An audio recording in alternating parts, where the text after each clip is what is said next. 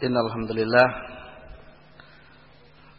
nahmaduhu wa nasta'inuhu wa nastaghfiruh wa na'udzu billahi min shururi anfusina wa sayyiati a'malina may yahdihillahu fala mudilla lahu wa man yudlil fala hadiya lahu asyhadu an la ilaha illallah wahdahu la syarika lah wa asyhadu anna muhammadan abduhu wa rasuluh ya ayyuhalladzina amanu taqullaha haqqa tuqatih wala tamutunna illa wa antum muslimun. Amma ba'd.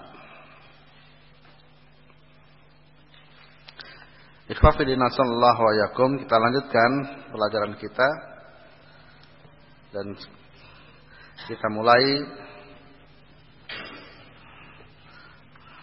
ke pokok risalah salah satu usul.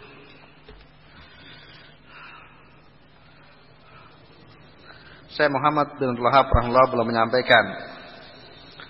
Fa idza qila laka mal usulu as-salasa allati yajibu 'alal insani ma'rifatuha faqul ma'rifatul abdi rabbahu wa dinahu wa nabiyahu Muhammadin sallallahu alaihi wasallam.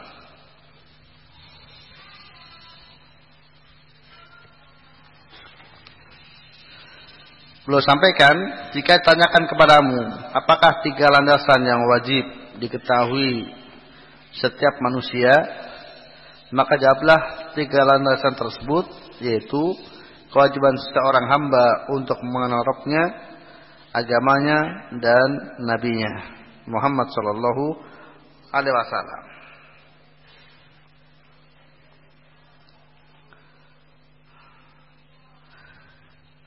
Ikhwan bin rahimani warahmatullah,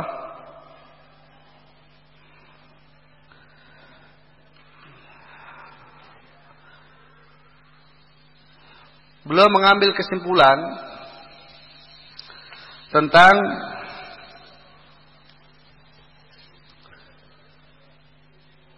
tiga landasan dinul Islam, itu adalah ma'rifatullah wa ma'rifatun nabihi, ma'rifatul Islam wa ma'rifatun Nabi Muhammad sallallahu alaihi wasallam.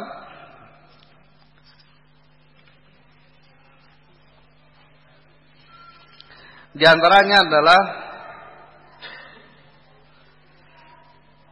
dari pertanyaan yang akan tanyakan kepada setiap insan di dalam kubur. Bahwa manusia, bagaimana hadis Bara bin Ibn Azib, setelah dikubur mereka akan tanya tentang 3 hal. Man rabbuk, wa ma dinuk, wa man nabiyuk.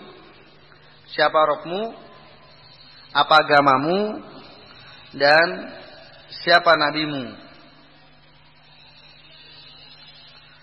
Oleh karena itu, agar seseorang sukses di alam kuburnya dengan dia mampu menjawab ketiga hal tersebut, maka wajib baginya untuk mengetahui ketiga hal tersebut lalu mengamalkan konsekuensi dari ketiga pengetahuannya, dari pengetahuannya tentang ketiga hal tersebut. Dan ikhwafin rahimani wa rahmatullah, meskipun sudah sejak kecil seseorang mendapatkan hafalan, misalnya dengan hafalan raditu billahi rabba wa bil islami dina wa bi Muhammadin sallallahu alaihi wasallam nabiyya wa rasula, yang hakikatnya itulah jawaban yang akan dijawab atas setiap pertanyaan di alam kubur dari 3 pertanyaan. Namun tidak akan seorang bisa menjawab dengan jawaban selancar ketika di dunia dengan hafalannya, kecuali ia mengetahui hakikat perkataannya tersebut dan mengamalkan konsekuensinya. Dia harus memahami dengan pernyataan dia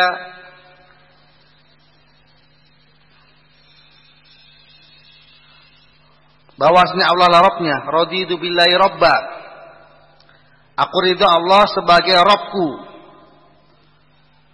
Dan juga dengan pernyataannya, wabil islami dina. Aku juga ridho Islam sebagai agama. Wabi Muhammadin sallallahu alaihi wasallam wa rasulah. Dan bahwa Nabi Muhammad sallallahu alaihi wasallam sebagai nabi dan rasul. Itu dia harus memahami makna perkataannya tersebut, lalu mengamalkan konsekuensi dari apa yang dia ketahui tentang ketiga hal tersebut. Maka untuk mengingatkan kita semuanya, kita disunahkan untuk mengulang-ulang pernyataan tersebut. Minimal sehari 6 kali. Di pagi hari 3 kali, di waktu sore 3 kali. Maka minimal 6 kali seharinya kita diingatkan, raditu billahi robba wa bil islami dina wa bi Muhammadin sallallahu alaihi wasallam nabiyya wa rasulah. Di pagi hari 3 kali, di sore hari 3 kali.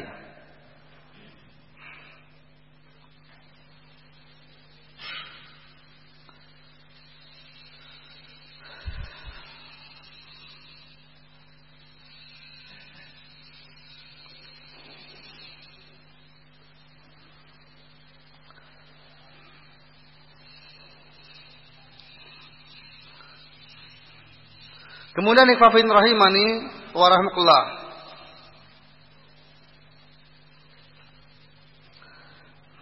Tentang hubungan antara pengenalan seorang hamba terhadap Rabbnya,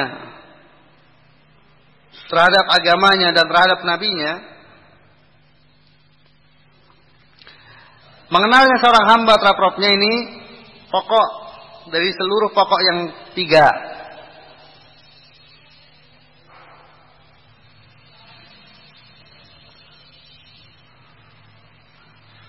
Dan sebagaimana nanti akan dijelaskan, bahwa mengenal Allah Ta'ala lah dengan apa yang Allah Ta'ala memperkenalkan dirinya kepada kita, baik melalui ayat-ayat kauniyahnya maupun melalui ayat-ayat syariahnya, melalui firman-Nya dan atau apa yang disampaikan oleh para rasul,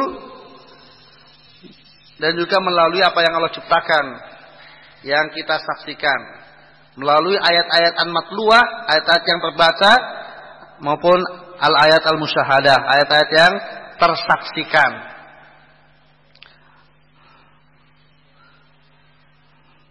Adapun mengenal agamanya,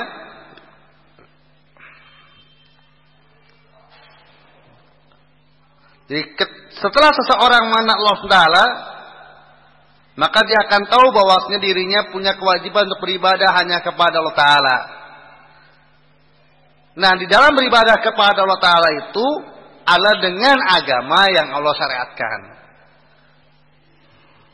Maka wajib bagi setiap hamba untuk mengenal agamanya, yang dia akan beribadah kepada Allah dengan agamanya tersebut.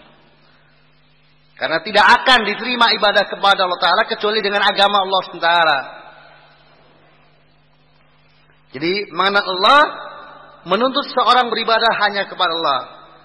Dan beribadah kepada Allah Ta'ala adalah dengan syariat Allah Ta'ala. Dan itulah dinullah.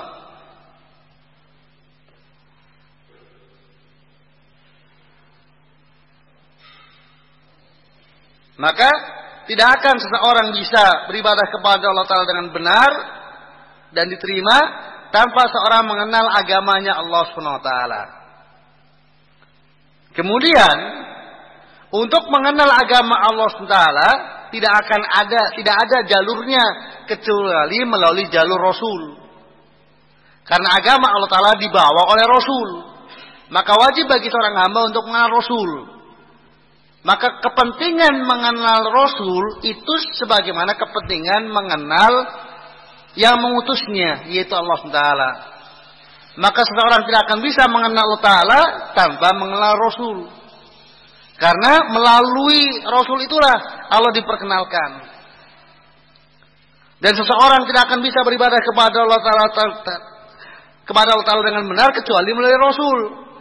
Karena melalui Rasul itulah agama Allah diperkenalkan. dan dicontohkan bagaimana beragama kepada Allah Subhanahu wa taala adalah apa yang ada pada Rasul. Sehingga tiga-tiganya adalah sesuatu yang tidak bisa dipisahkan. Jadi yang paling pokoknya adalah mengenal Allah Subhanahu wa taala. Kemudian pengenalan kepada Allah Subhanahu wa taala membawa konsekuensi beribadah hanya kepada Allah taala, maka beribadah kepada Allah taala hanya diterima apabila dengan agamanya. Dan untuk keduanya itu hanya bisa melalui jalur Rasul. Dan bagi kita lah Muhammad sallallahu alaihi wasallam.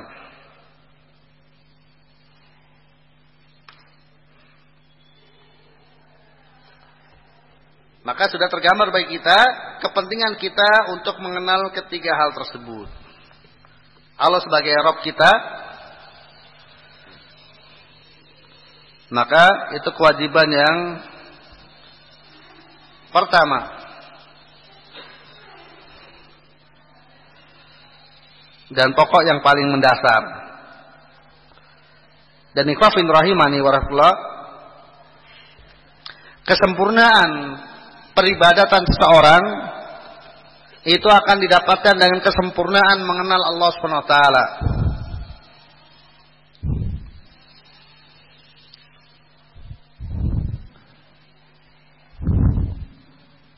Maka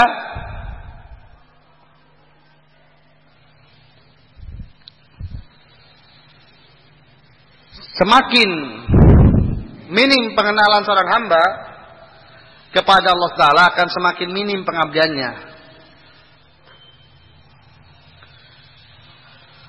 Mesti kita ketahui bahwasanya pokok ibadah adalah mahabbah. Jadi orang tadul khudu kepada Allah Ta'ala adalah karena cintanya. Sebagaimana telah disampaikan bahwa ibadah itulah tadul khudu mahabbah. Jadi perendahan diri dan ketundukan yang disertai rasa cinta. Jadi rasa cintanya itulah yang melatar belakangnya untuk dia tunduk, merendahkan diri, patuh kepada Allah SWT. Sementara besarnya rasa cinta itu akan sangat terkait, akan sangat tergantung dengan besarnya pengenalan.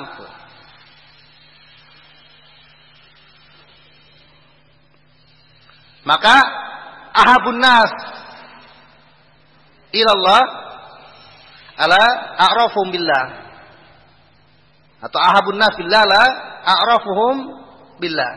Jadi orang yang paling mencintai Allah, yang paling mengenal Allah Subhanahu wa taala, dan mereka pula yang a'badun nas, orang yang paling mengabdi kepada Allah Subhanahu wa taala, yang paling mencintai Allah, yang paling mengenal Allah Subhanahu wa taala.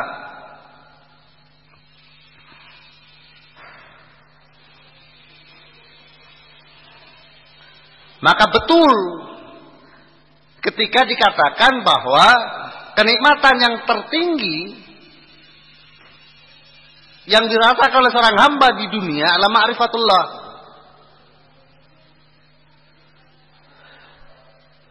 Sebagian ulama salaf menyampaikan, kharaja ahlu dunya minad dunya walam yaduqu asyaba ma fiha. Penghuni dunia banyak yang meninggalkan dunia dalam keadaan belum sempat merasakan sesuatu yang paling nikmat di dunia. Ketika ditanyakan kepadanya, wa ma huwa atau wa ma hiya, qal ma'rifatullah. Apakah itu? Maka dijawab ma'rifatullah, mengenal Allah Subhanahu wa taala.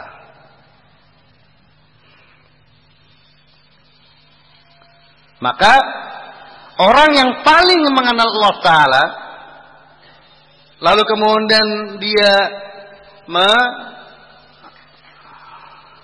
menjalankan konsekuensi dari pengenalannya, maka dialah orang yang paling menghamba kepada Allah Ta'ala. Dan dia pula lah orang yang akan mendapatkan kenikmatan tertinggi yang bisa dirasa oleh seseorang di dunia, sebelum kemudian dia akan rasakan di akhirat lebih dari apa yang dirasakannya di dunia. Oleh karena itu, ikhwafin rahimani warahmatullah, kebutuhan seorang hamba akan mengenal Allah SWT itu adalah di atas seluruh kebutuhan.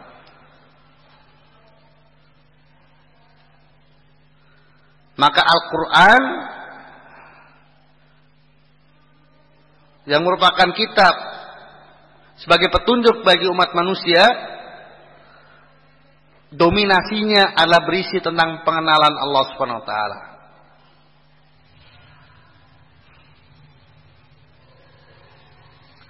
Dominasi Al-Quran itu bercerita tentang Allah, baik dari asma, sifatnya, perbuatannya.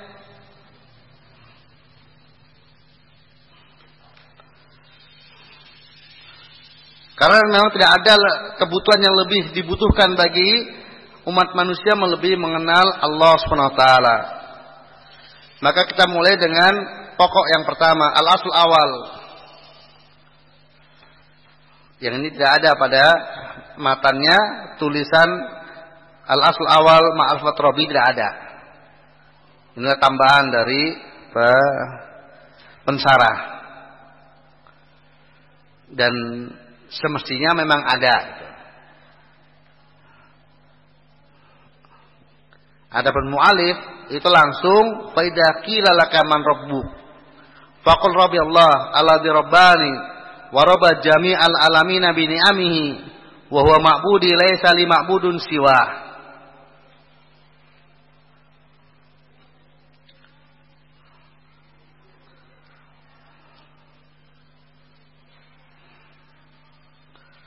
Ya, setelah belum menyampaikan secara global tentang ketiga landasan yang wajib diketahui oleh setiap hamba, setiap manusia, lalu belum mulai merinci satu persatu.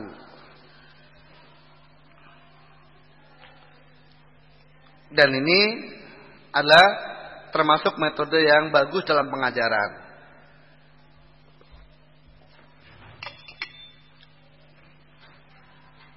Jadi disebutkan secara global dulu apa saja poin-poinnya, kemudian dijelaskan masing-masing dari yang global tersebut.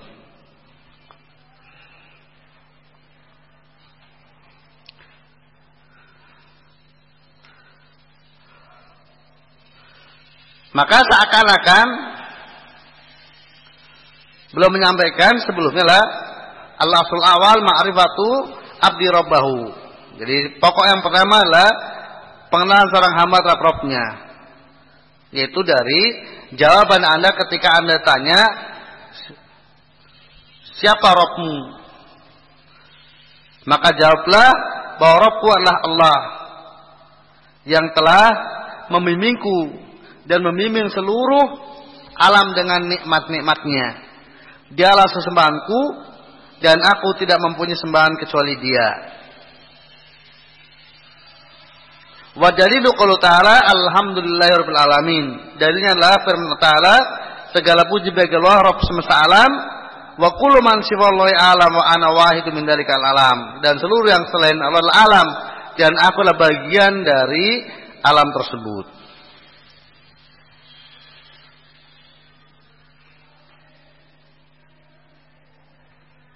Ikhwafin rahimani wa rahmatullah.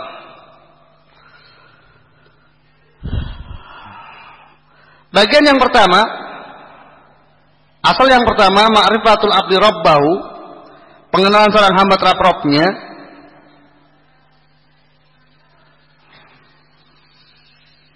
Yaitu mengenalnya seorang hamba bahwa Allah adalah Rabbnya, yang dimaksud Allah Rabbnya adalah yang menciptakannya, memberi rezeki kepadanya, dan mengatur seluruh alam semesta ini termasuk dirinya.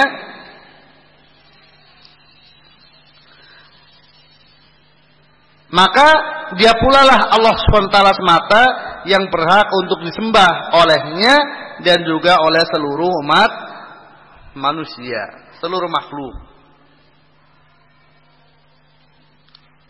Maka makna dari pertanyaan man rabbuk adalah man ma'buduk. Man rabbuk, siapakah Rabbmu? Yang dimaksud adalah siapakah sesembahanmu.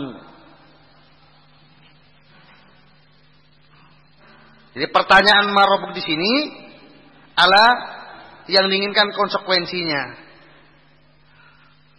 Sebab kalau semata-mata maknanya adalah siapa yang menciptakanmu, siapa yang memberi rezeki kepadamu, dan siapa yang mengaturmu, itu semua orang sudah tahu. Yaitu Allah Subhanahu wa taala.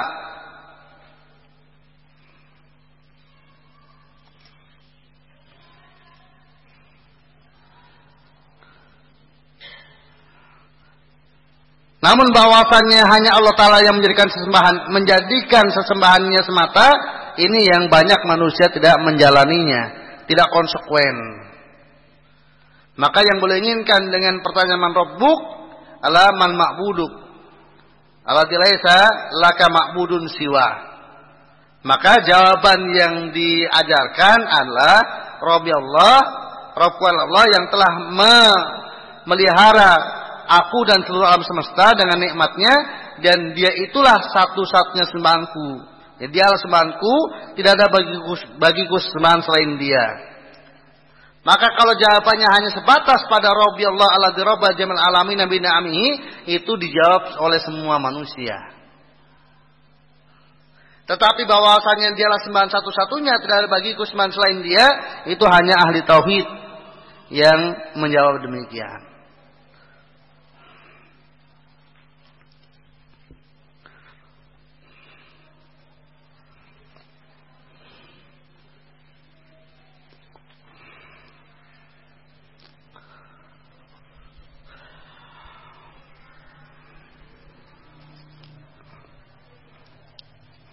Kemudian beliau sampaikan,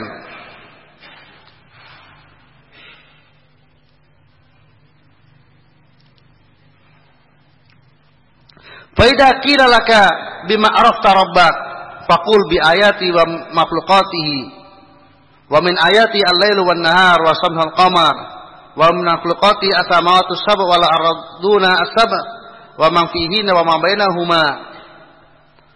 Wa dalilu qoul ta'ala wa min ayatihi al-lailu wan nahar wasyamsu wal qamar la tasjudu li syamsi wala lil qamari wasjudu lillahi alladzi khalaqahunna in kuntum iyyahu ta'budun.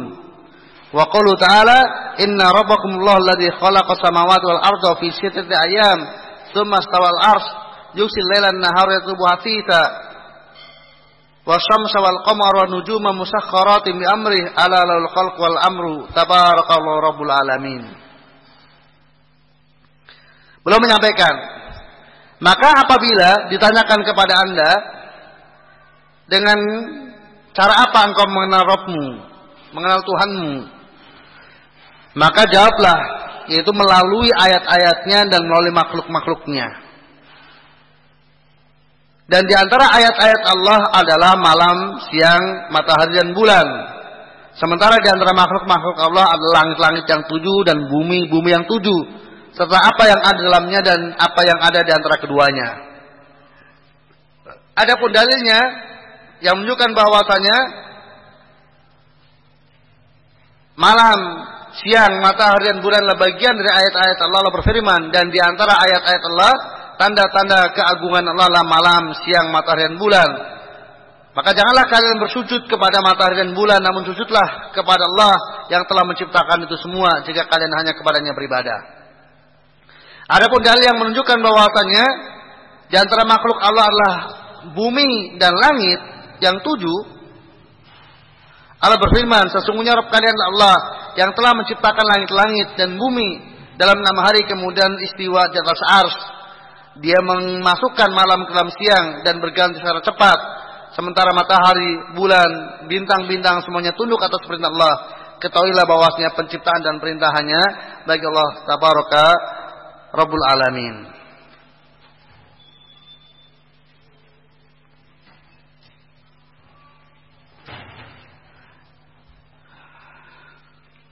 Beliau sampaikan, dari mana kita bisa mengenal Allah Ta'ala? Jawabannya bi ayati wa makhluqatihi. Walaupun ketika belum menjelaskan ayat-ayatnya, maka yang beliau sampaikan adalah ayat-ayat kauniyahnya, yaitu matahari, bulan, siang dan malam. Ikhwafin rahimani warahmatullah, ayat-ayat Allah itu terbagi menjadi dua ya. Jadi ayat Allah, bukti-bukti tentang Allah itu terbagi menjadi dua. Yang pertama ayat kauniyah atau yang disebut dengan makhlukatihi, makhluk Allah SWT, itulah ayat Allah, yaitu merupakan ayat kauniyah. Dan ayat yang kedua adalah ayat-ayat syariah, yaitu berupa firman Allah Ta'ala, kitab yang Allah turunkan yang berisi firman Allah, itulah ayat-ayat syariah.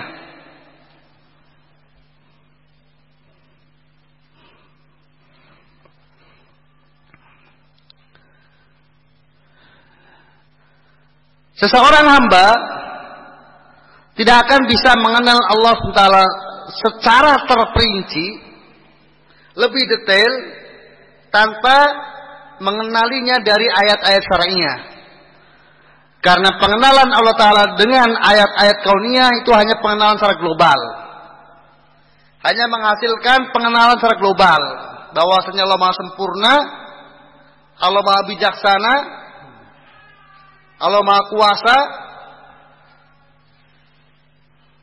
Jadi yang sifatnya global. Yang sesungguhnya dengan pengenalan kepada Allah Ta'ala melalui ayat kauniyahnya itu cukup untuk menghasilkan kesimpulan bahwasanya Allah lah zat yang semata-mata pantas disembah. Hanya Allah semata yang pantas disembah. Itu sudah cukup dengan mengenal ayat-ayat kauniyahnya. Tetapi untuk mengenal lebih jauh siapa Allah itu, apa saja namanya, apa saja yang dicintainya, apa saja yang dibencinya, apa saja yang diperbuatnya, itu tidak akan diketahui kecuali melalui ayat-ayat syariahnya.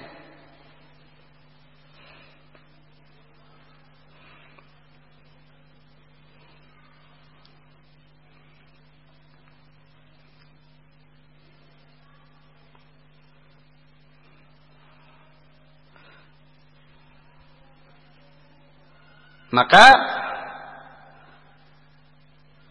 menjadi kewajiban bagi kita untuk membaca ayat-ayat syariahnya, untuk mengenal Allah SWT lebih jauh. Dan sebagaimana saya sampaikan tadi, bahwa ketika kebutuhan seorang hamba terhadap pengenalan kepada Allah lah melebihi kebutuhan yang lainnya, maka yang paling banyak Allah sampaikan dalam firman-Nya adalah tentang Allah SWT.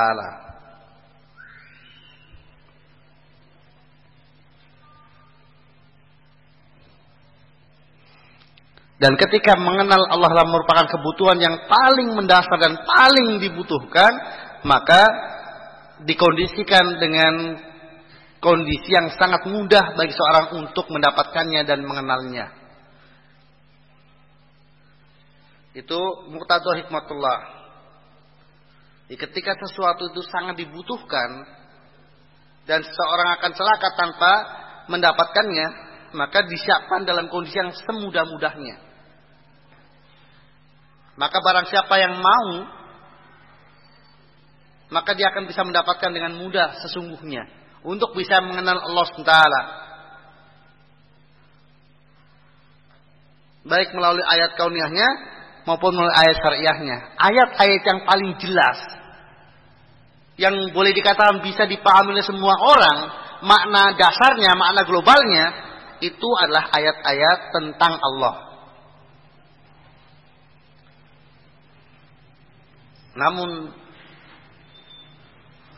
sungguh sangat memprihatinkan, justru di umat Muhammad SAW ini muncul pemahaman yang menjadi ayat-ayat yang paling sulit dipahami, justru ayat-ayat tentang Allah. Itu bukan karena kondisi ayatnya yang sulit dipahami, tidak. Tetapi karena sudah ada kerusakan di dalam jiwa seseorang, maka semudah apapun ketika kemudian hati sudah rusak, maka menjadi sulit. Sebagai ilustrasi, selezat apapun dan seenak apapun makanan, ketika itu disantap oleh seorang yang sakit, maka mungkin menjadi makanan yang paling pahit dan paling tidak enak. Itu bukan karena makanannya yang tidak enak, tetapi karena orangnya yang sakit.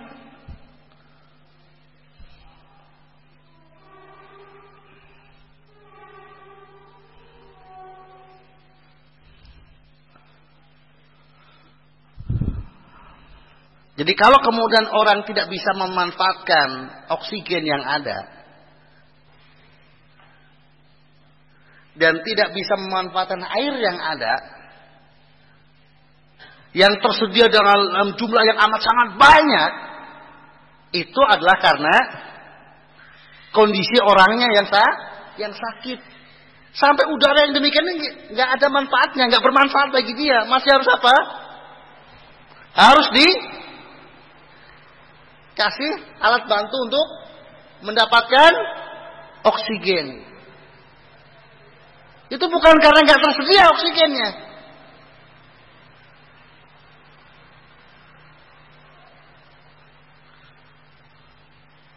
Demikian juga tentang kebutuhan tentang air.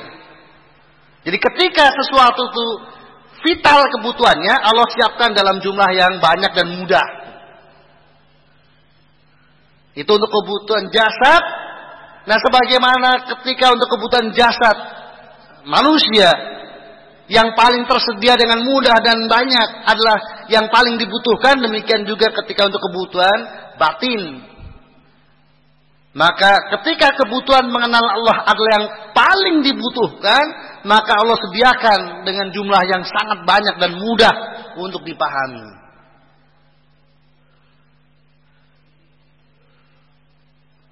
Maka boleh dikatakan tidak pernah ada pertanyaan dalam maksud untuk mengetahui, dalam maksud untuk memahami tafsirnya, pertanyaan tentang berita tentang Allah, nggak pernah. Kalaupun ada pertanyaan itu mimbabil ingkar, bukan mimbabil faham. Ketika ditulis Bismillahirrahmanirrahim, Allah Maha Rahman Maha Rahim, wa Mar-Rahman wa Mar-Rahim, itu bukan nggak paham apa maksudnya, tapi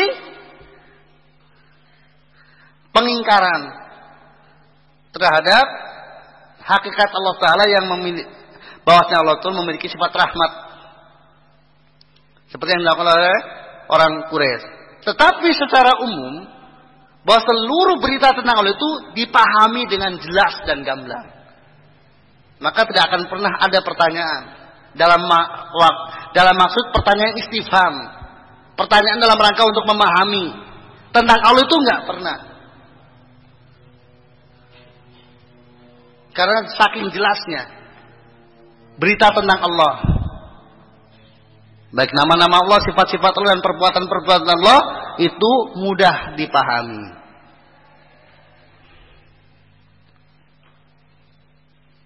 Oleh karena itu, sering para salaf menyampaikan, ketika berbicara ayat-ayat sifat, maka bila tafsir, tanpa perlu tafsir, karena sudah jelasnya. Karena kalau ada tafsirnya, maka justru itu adalah bukti atas kekeliruannya. Jadi kalau berita tentang Allah kemudian tafsirnya, artinya yang dimaksud Allah ini adalah begini, itu biasanya dilakukan oleh ahlu tahrif, orang yang salah paham tentang Allah, sehingga butuh dijelaskan, yang penjelasannya menyelisih dari makna yang sesungguhnya sudah terpahami secara langsung. Itu kalau yang dimaksud makna secara global. Adapun kemudian untuk bisa memahami makna secara lebih mendalam, tentunya memang itu dibutuhkan kelebihan. Tapi secara umum bahwasanya berita tentang Allah Ta'ala itu bisa dipahami oleh semua orang. Maka seorang yang jauh dari dunia pendidikan, hidupnya itu di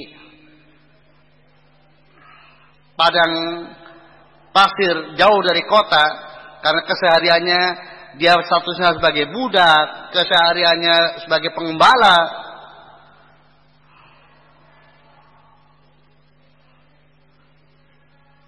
Tapi untuk perkara-perkara yang mendasar tentang Allah, dia tahu. Maka ketika ada pertanyaan kepadanya, aina Allah, di mana Allah? Dengan mantap dan jelas dia menjawab, fis sama. Allah ada di atas. Yang mungkin pertanyaan ini itu membingungkan banyak dari kaum muslimin. Aina Allah? Di mana Allah? Di mana Allah? Berarti Allah bertempat kalau dijawab. Jadi dianggap pertanyaan yang nyeleneh. Aina Allah? Di mana Allah? Allah tidak ditanyakan di mana. Kalaupun kemudian dijawab, jawabannya kesalahannya sangat fatal dan sangat tidak mengenal Allah. Ketika jawab, anallahu fi kulli makan, bahwasanya Allah ada di setiap tempat.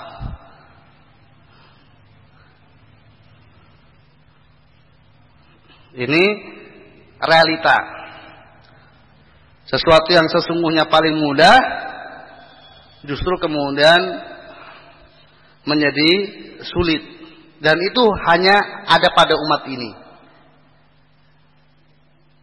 umat Muhammad sallallahu alaihi wasallam, dan tidak ada pada umat-umat terdahulu. Maka umat-umat terdahulu secara umum mereka memahami tentang Rabb-nya dan tidak ada masalah dengan berita Allah SWT. Mereka pahami Allah sebagaimana apa yang ada dalam berita tersebut. Tidak ada kesalahpahaman tentang Allah SWT. Hanya yang terjadi adalah dari sisi tunduk dan patuh atau tidaknya. Kalau tentang Allah tidak salah paham.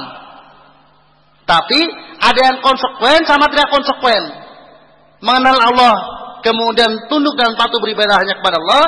Dan sebagian mereka mengenal Allah tapi tidak tunduk dan patuh kepada Allah Taala. Itu. Adapun pada umat Muhammad sallallahu alaihi wasallam ini, maka ada di antara mereka yang tentang Allah tidak paham. Yang bingung tentang berita Allah. Yang apa yang mereka pahami tentang Allah Taala itu berbeda dengan kenyataan Allah itu sendiri.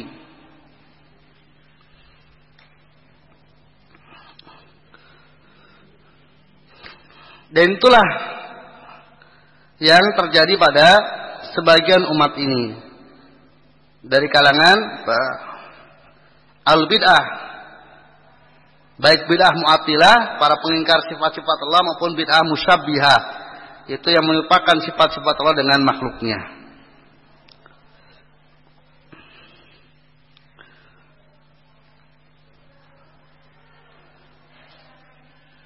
Maka ikhwafid rahimani wa rahmatullah,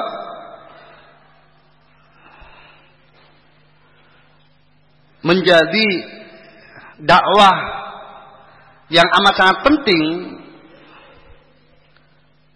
dari dakwah yang hak untuk masa sekarang ini di umat Muhammad sallallahu alaihi wasallam ini, setelah terjadinya bid'ah Jahmiyah dan bid'ah musyabbihah, bid'ah yang mengingkari sifat-sifat Allah dan bid'ah yang menyerupakan Allah dengan makhluknya, itu adalah dakwah untuk memahamkan kepada umat manusia tentang asma wa sifat.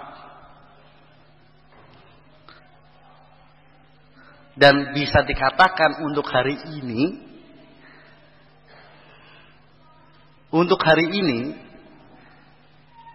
pembeda yang paling mendasar antara seorang itu apakah ahlu sunnah atau ahlu bid'ah, yang sebenarnya itu bisa dilihat bagaimana perhatiannya kepada dakwah asma wa sifat. Karena hampir-hampir tidak dilakukan untuk mengajarkan kepada umat manusia, termasuk kaum muslimin hari ini, bagaimana memahami asma sifat dengan benar, kecuali dilakukan oleh mereka yang benar pula dalam sisi-sisi yang lainnya dalam akidah Ahlus Sunnah wal Jamaah.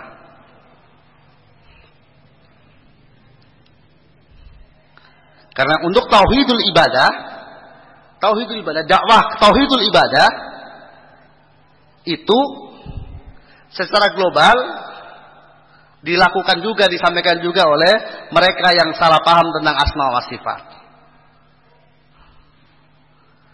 Tetapi yang mengajarkan kepada umat manusia untuk kembali kepada pemahaman asma sifat yang benar, itu bisa dikatakan hanya dilakukan oleh mereka yang benar pula di dalam prinsip-prinsip Ahlussunnah yang lainnya.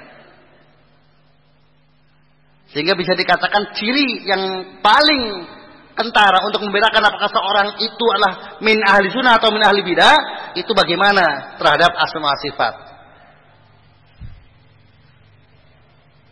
Fahman wa da'watan. Dari sisi pemahamannya dan dari sisi dalam berdakwahnya. Menganggap penting atau tidak? Menganggap itu menjadi kebutuhan yang sangat mendasar bagi umat atau tidak?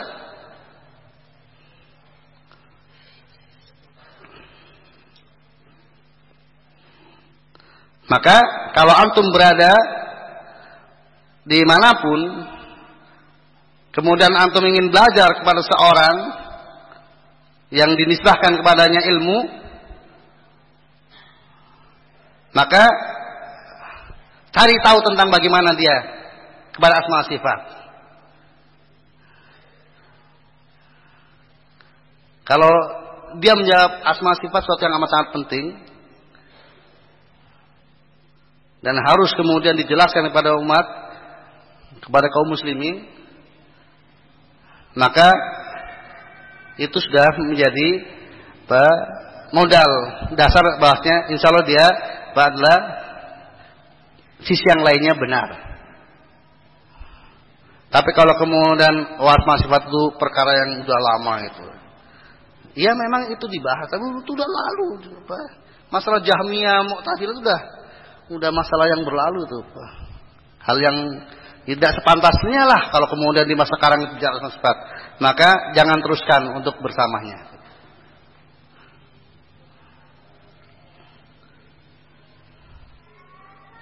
Karena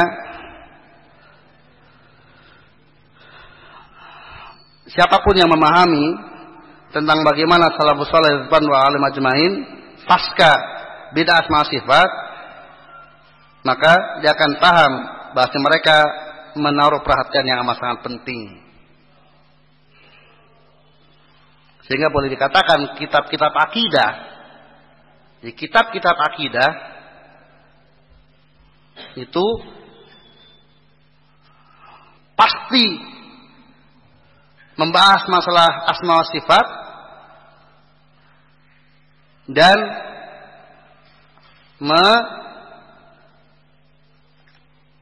memporsikan porsi yang cukup.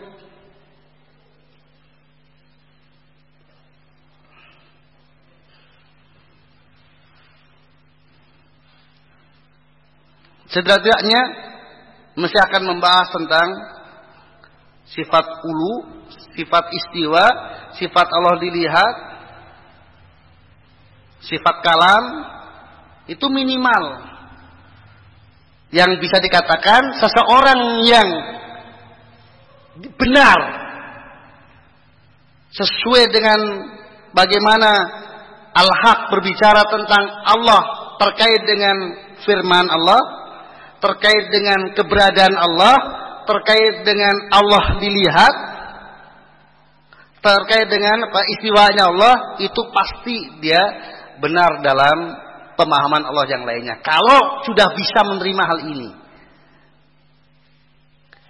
kalau dalam hal ini benar, itu konsekuensinya dia benar untuk menerima berita Allah Ta'ala dalam yang lainnya. Tidak akan menjadi masalah baginya. Tidak akan salah paham dia ketika mendengar berita-berita tentang Allah Ta'ala kalau dia benar dalam poin-poin di atas. Tapi kalau kemudian bermasalah tentang di mana Allah, maka bisa dikatakan dia akan bermasalah dalam yang lainnya tentang Allah. Kalau dia bermasalah tentang di mana Allah, maka Rasulullah cukup satu pertanyaannya. Cukup satu pertanyaan untuk standar orang mengenal Allah atau tidak. Dengan ditanya aina Allah. Enggak, pertanyaannya enggak banyak. Untuk mati ini orang mukmin atau bukan, kan ada dua pertanyaannya. Tentang Allah cukup satu pertanyaan, aina Allah. Tentang beliau cukup tanya man ana. Siapa saya? Ketika jawaban pertanyaan benar, Allah sama, jawaban kedua benar antar Rasulullah, sudah. Fa innaha mu'minah atika. Berarti dia mukmin, bebaskan dia. Orang bertahun-tahun jadi budak, bebas dari perbudakan, ketika berhasil menjawab dua pertanyaan Rasulullah, aina Allah dan man ana.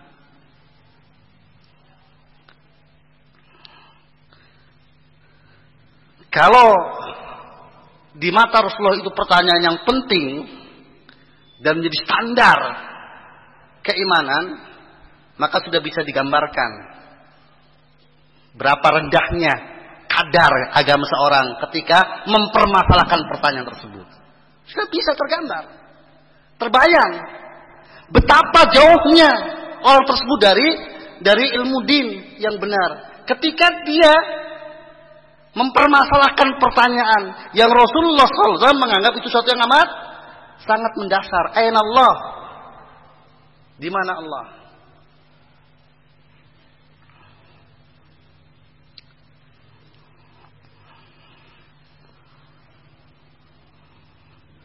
Kembali saya sampaikan bahwa mengenal Allah Ta'ala adalah dengan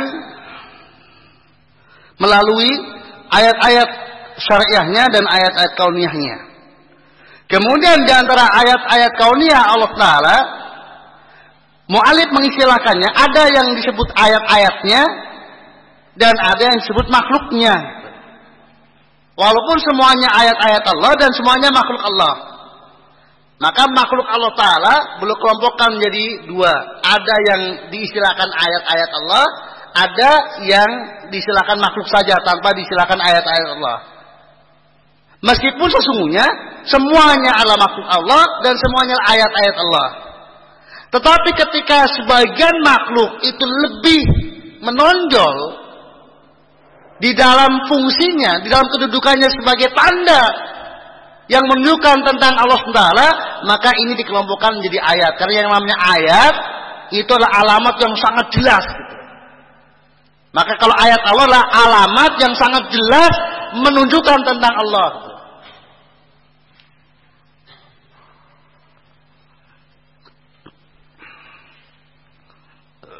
Maka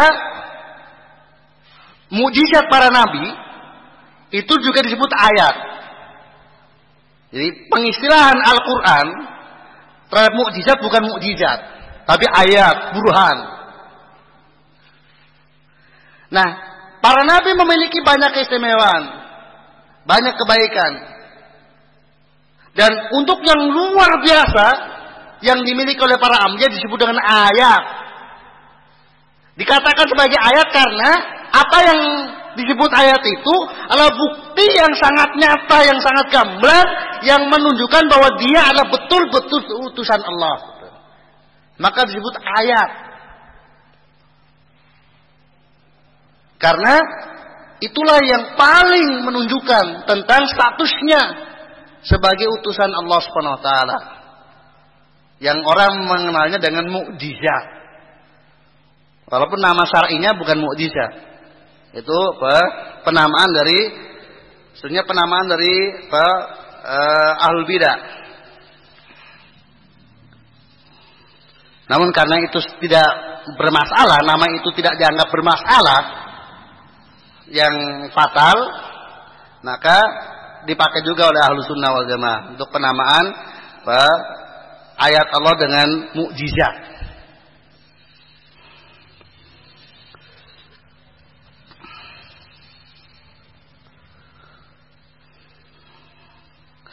Nah, tadi adanya pengelompokan sebagian makhluk Allah disebut sebagai ayat, sebagiannya tetap makhluk oleh mu'alif, itu ditinjau dari sisi yang sebagian itu lebih menunjukkan. Nah, gimana lebih menunjukkannya? Karena adanya pergerakan. Antum bisa saksikan malam, siang, matahari dan bulan. Jadinya ada pergerakan, adanya perubahan yang kasat mata.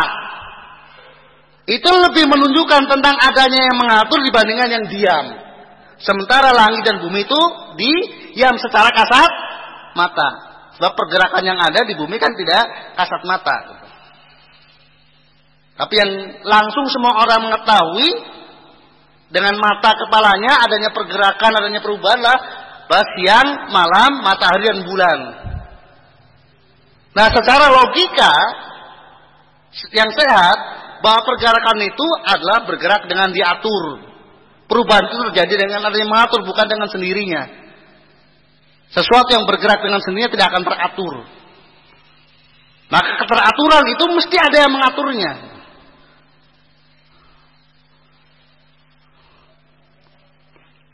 Maka beliau mengistilahkan dengan ayat-ayatnya. Dan beliau pun bukan tanpa dalil.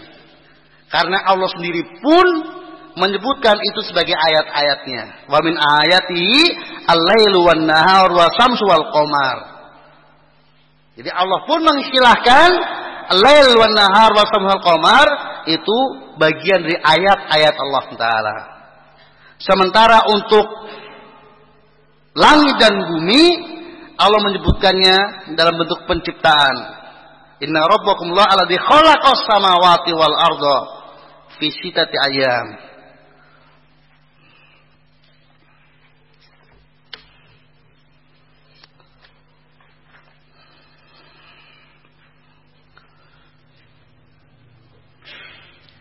Kemudian kita lanjutkan.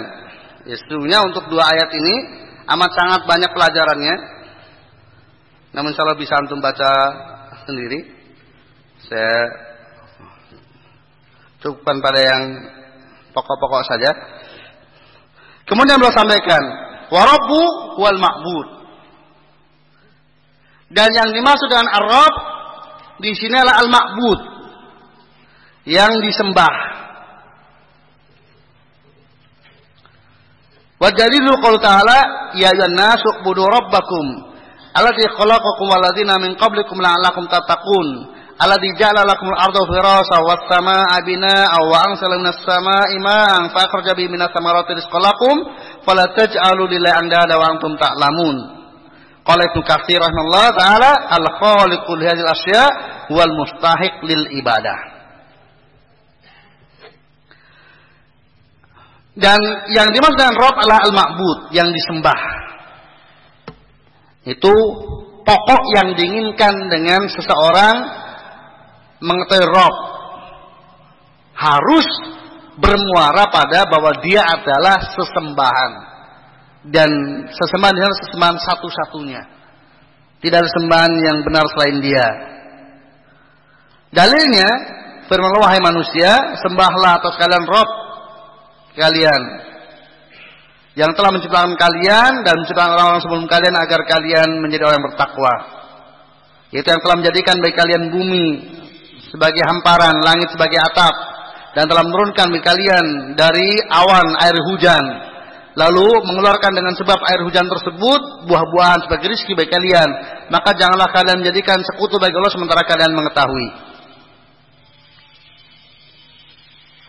Dan Imam Ibnu Katsir rahimahullah menyampaikan, pencipta segala sesuatu adalah yang pantas untuk disembah.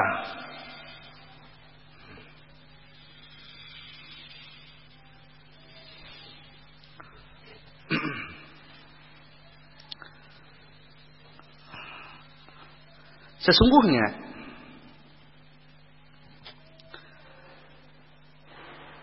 dalil yang beliau sampaikan bahwasanya araf wal ma'bud itu jelas kita dapatkan dari firman Allah yang beliau bawakan, kita kepada bahasa Arab ya. Ya ayyuhan nasu budu rabbakum.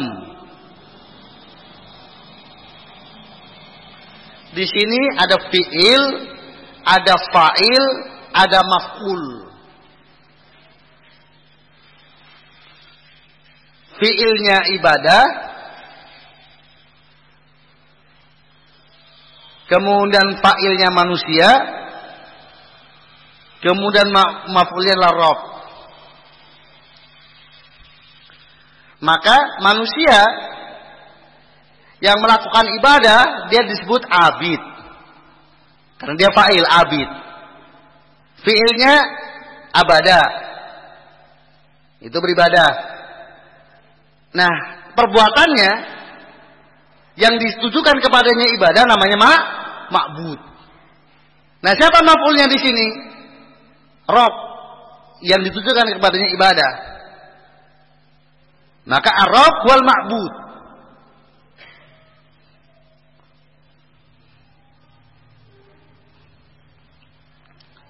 Itu yang ditujukan kepadanya ibadah. Dan tadi telah saya sampaikan bahwa semua perintah ibadah dalam Al-Quran maka maksudnya mentauhidkan Allah dalam ibadah. Maka ya ayyuhan nasu ubudu rabbakum, ay ya ayyuhan nasu wahidullaha bil ibadah. Wahidu rabbakum bil ibadah.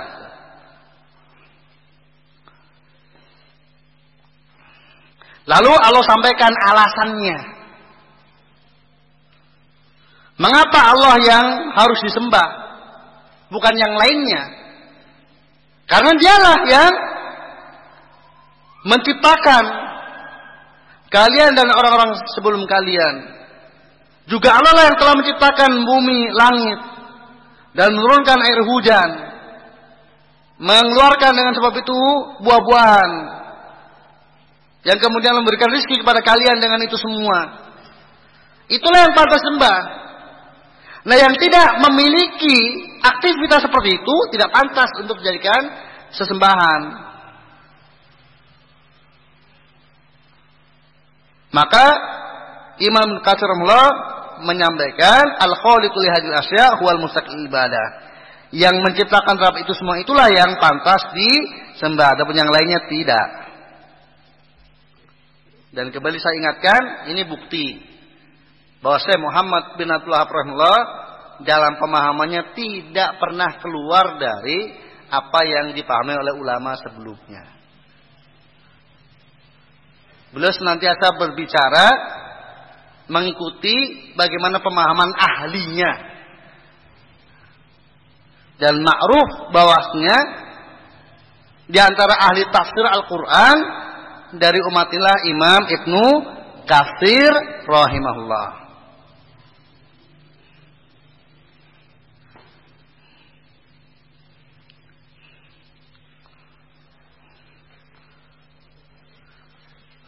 Maka kalau seorang mencintai Ibnu Katsir, cintai pula Syekh Muhammad bin Abdul Wahhab.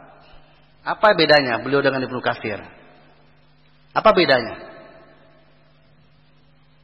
Mana yang beda dalam memahami din antara Ibnu Katsir dengan Syekh Muhammad bin Abdul Wahhab rahimahullah?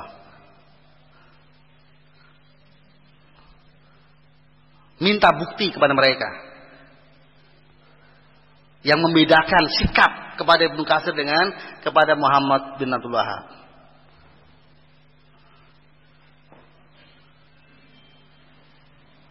Kalau alasan perbedaan sikap itu terkait dengan perbedaan agama antara keduanya, buktikan.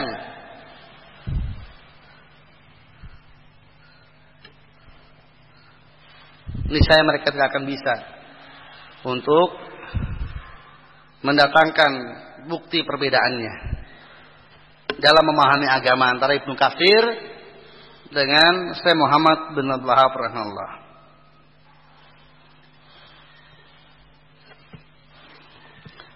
Silakan cek ayat-ayat tauhid dalam syarah atau tafsir Ibnu Katsir dan bagaimana ayat-ayat tauhid dalam syarah Syekh Muhammad bin Abdul Wahhab. Cari perbedaannya kalau memang ada. Perbedaan yang bukan perbedaan redaksi, perbedaan yang bertolak belakang, perbedaan yang tidak bisa dikompromikan maksudnya. Kalau perbedaan redaksi ya namanya manusia berbeda cara mengungkapkannya, redaksinya. Sesuai dengan bahasa yang bisa dipahami oleh masyarakatnya masing-masing. Tapi yang dimaksud substansinya. Apakah ada perbedaan di sana? Jika kalian jujur, maka silahkan jawab. Hai orang-orang yang membedakan dalam sikapnya. Untuk tafsir Ibnu Katsir diterima dan dipakai, tapi tidak untuk tafsir Syekh Muhammad bin Abdul Wahab. Buku Ibnu Katsir dipakai, tapi tidak untuk Muhammad bin Abdul Wahab. Apa gerangan? Apakah betul-betul dia menerima Ibnu Katsir? Termasuk dalam tafsir ayat-ayat tauhidnya? Atau dia terima Ibnu Katsir kecuali ayat-ayat tauhid? Nah, karena Muhammad bin Wahab spesialisasinya berbicara tentang ayat-ayat tauhid, maka ya hakikatnya sama sesungguhnya, yaitu dia menolak Ibnu Katsir juga sesungguhnya. Karena dia terima Ibnu Katsir minus ayat-ayat tauhid. Minus tafsir ayat-ayat tauhid.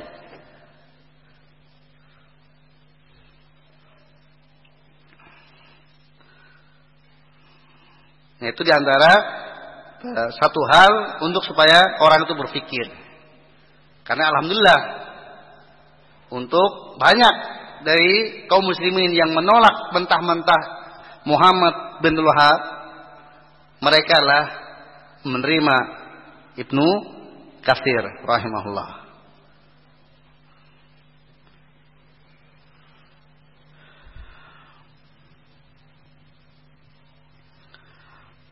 Kemudian setelah kita mengetahui bahwasanya Ar-Rabb itu al-ma'bud, Ar-Rabb ada al-ma'bud,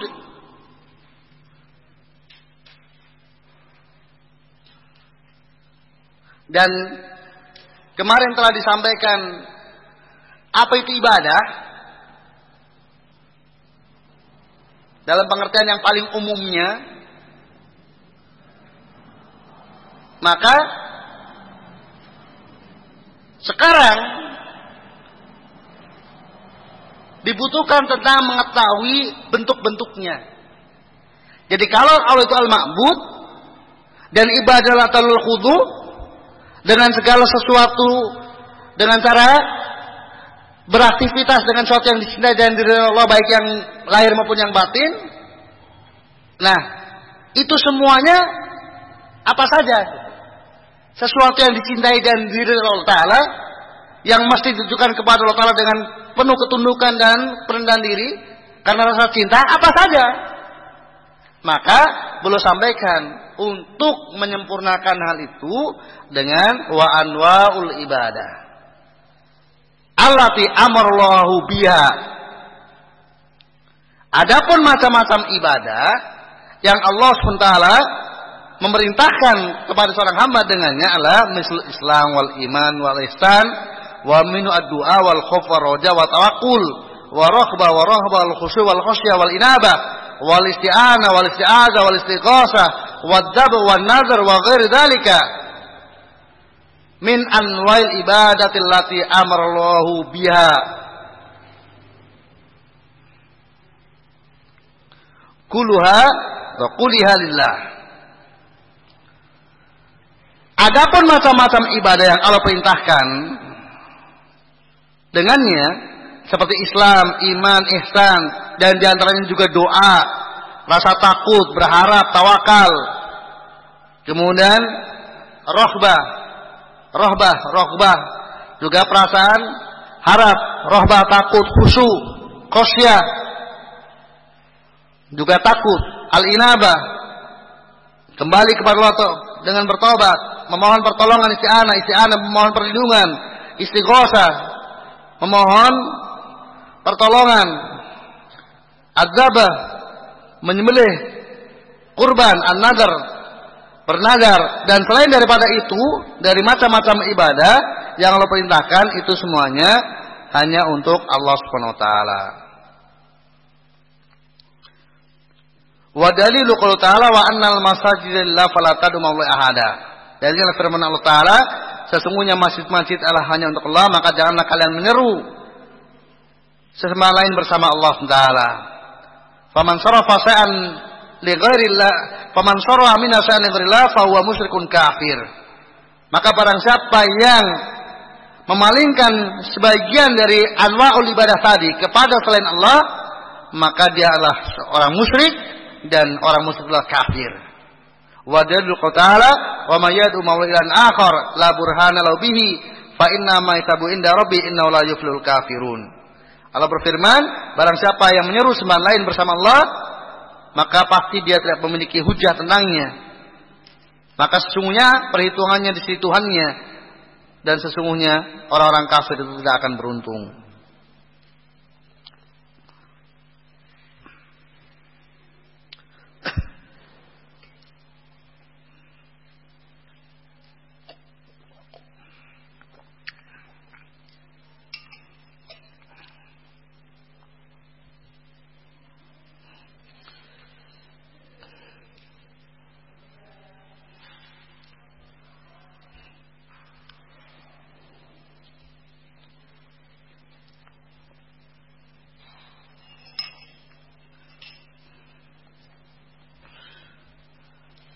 Ikhwafin rahimani wa rahmatullah.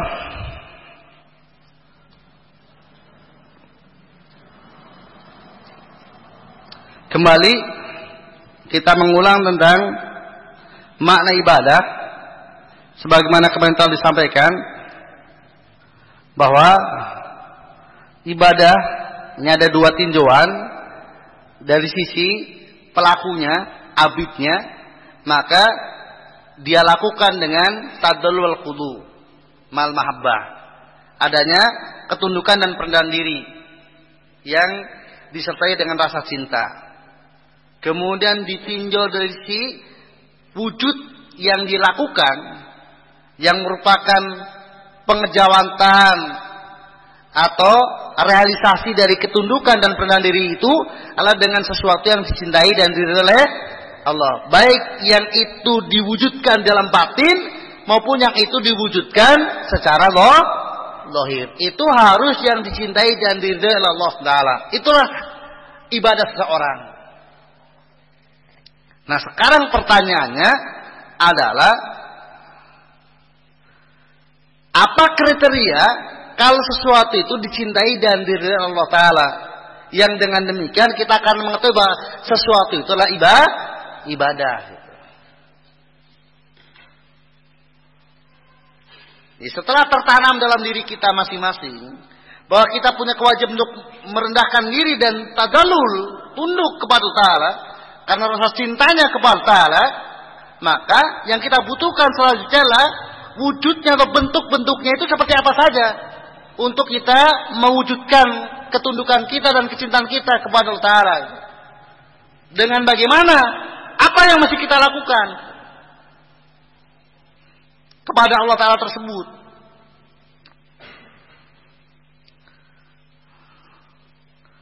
Maka karena kita hanya boleh melakukan untuk Allah sesuatu yang dicintai dan diridhai oleh Allah, maka sesuatu itu dicintai dan diridhai oleh Allah Ta'ala itu bisa kita ketahui dengan beberapa kriteria. Yang pertama tentunya kalau sudah jelas dikatakan Allah mencintainya, Allah meridhoinya, itu sudah langsung, itu yang paling mudah gitu.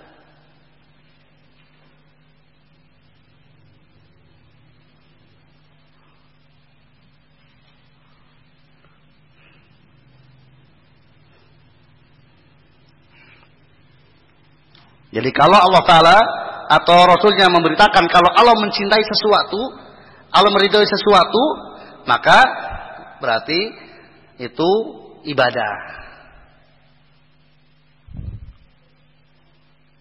Innallaha yuhibbul ladzina taqwa wa innallaha yuhibbul ladzina taqwa ladzina hum muhsinun. Allah mencintai orang bertakwa dan orang yang berbuat ihsan. Inna Allah yardalakum salasa. Sesungguhnya Allah mencintai kalian 3 hal. Di antaranya beribadah kepada Allah Ta'ala. Jadi kalau ada sebutkan tentang cinta, maka Allah mencintainya, Allah meridhoinya, itu sudah mudah bagi kita. Nah, termasuk dalamnya adalah kalau perbuatan tersebut diperintahkan oleh Allah. Jadi kalau Allah perintahkan sesuatu, maka berarti sesuatu tersebut adalah dicintai, diridhoi. Berarti itu merupakan ibadah. Seperti waqimus shalah wa atuz zakah. Di sini Allah memerintahkan untuk salat dan zakat. Jadi salat dan zakatlah merupakan ibadah.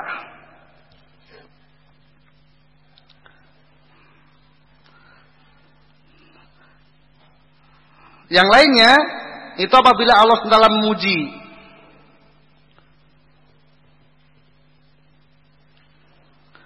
Jadi kalau Allah memuji sesuatu,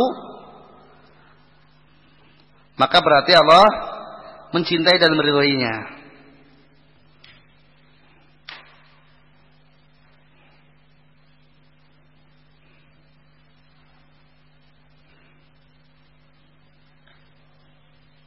Seperti ketika Allah Subhanahu wa taala memuji para nabi, innahum kanu yusari'una fil khairat wa yad'unana raghaban wa rahaba. Sesungguhnya mereka adalah orang-orang yang bersegera beribadah kepada Ta'ala. Bersegera untuk melaksanakan kebaikan, di mana mereka beribadah kepada Ta'ala dengan raghaban wa rahaba. Dengan rohbah dan rohbah, dengan adanya perasaan harap dan takut. Maka Allah memuji mereka dengan perasaannya tersebut. Kepemilikan mereka perasaan harap dan takut, berarti harap dan takut merupakan ibadah.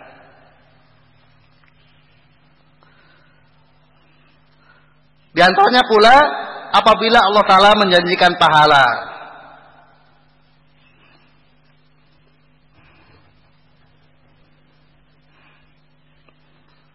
Maka semua perbuatan yang dijanjikan oleh Allah Ta'ala pahala, maka itu adalah merupakan ibadah.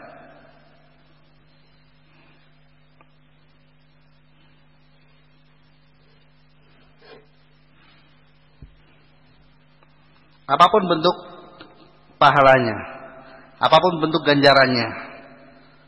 Dan termasuk ganjaran Allah Ta'ala dibebaskan dari dosanya, dihapus dosa-dosanya, diampuni dosa-dosanya.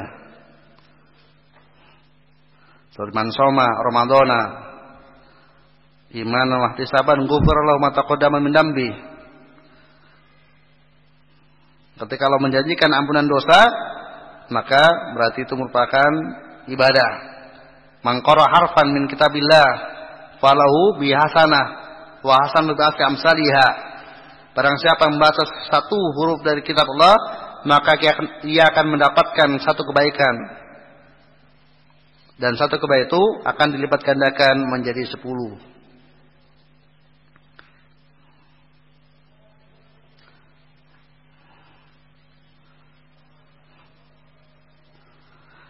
Ikhfafin rahimani warahmatullah.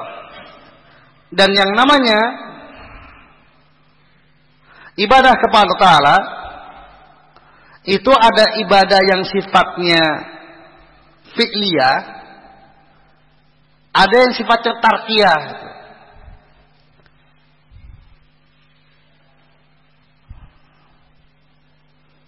Jadi sesuatu yang dicintai Allah Ta'ala, ada yang berupa yang mesti kita lakukan,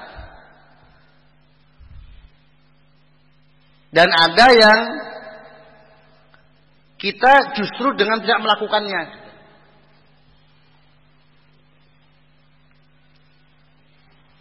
Jadi sesuatu yang dicintai Allah Ta'ala ada yang berupa yang mesti diwujudkan dalam bentuk fi'il, perbuatan, ada yang dalam bentuk kita menahan diri.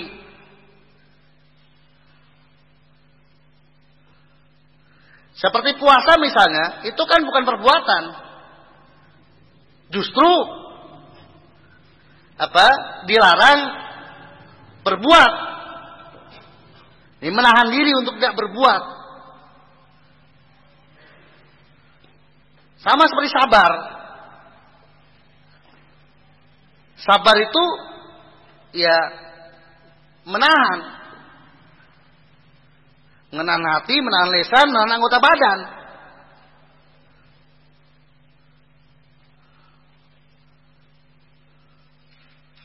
Berbeda kalau khosyah, takut, harus diwujudkan dalam hati. Roja harus diwujudkan, dimunculkan, bukan ditahan. Justru dimunculkan. Itu yang hati, yang perbuatan ya sholat, zakat, haji, itu perbuatan yang ada aktivitasnya. Birrul walidain,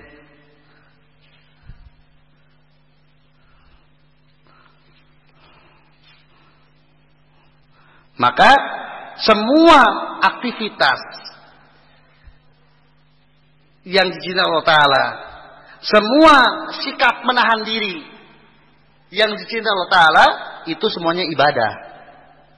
Jika seseorang melakukannya adalah karena tadallul khudu, karena cintanya kepada Allah Ta'ala, maka menjadi bernilai ibadah baginya.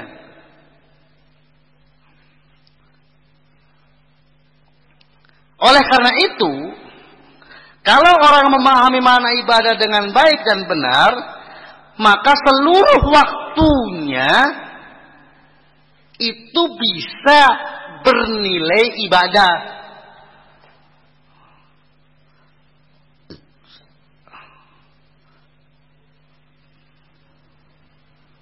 Di seluruh aktivitasnya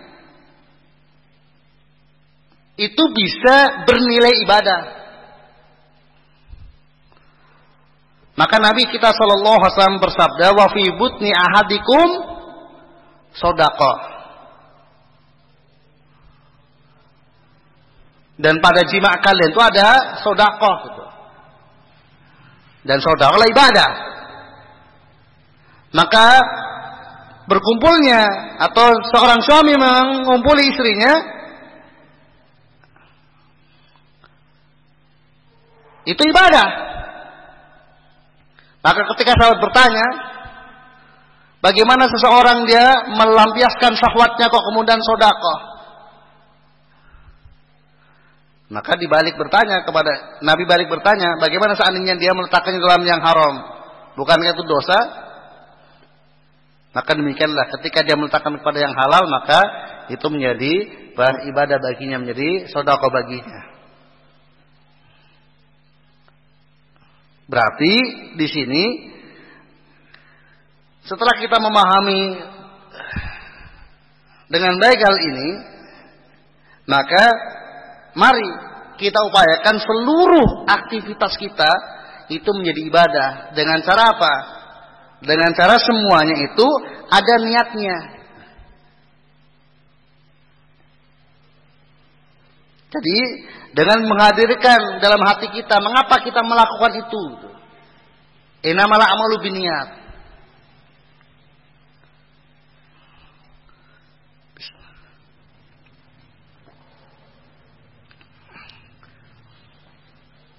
Minum ditinjau dari zatnya, perbuatan minum itulah bukan ibadah dalam arti sesuatu yang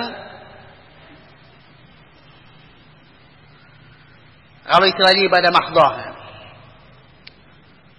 Itulah perbuatan yang mubah saja. Namun orang minum yang itu adalah untuk menghilangkan rasa haus yang ada dirinya, untuk menikmati sebuah kenikmatan dengan minumnya, itu menjadi bernilai ibadah jika ketika dia minum di dalam hatinya itu ada pembicaraan, hadir. Air ini saya minum pertama karena ini air yang boleh diminum. Seandainya air ini nggak boleh diminum, saya nggak akan meminumnya.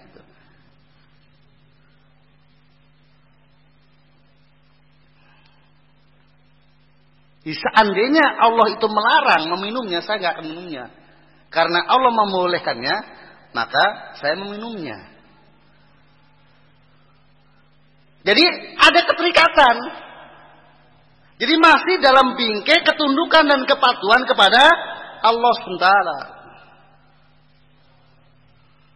Maka aktivitas mubah, aktivitas yang mubah tapi bagi ahli tauhid, yang kemudian dia lakukan dengan menghadirkan dalam hatinya, itu semuanya menjadi bernilai ibadah.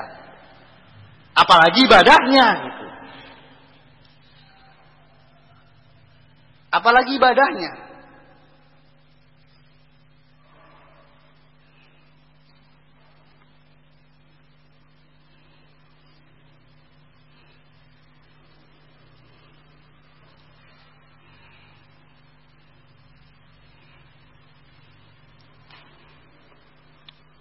Seorang tidur lebih awal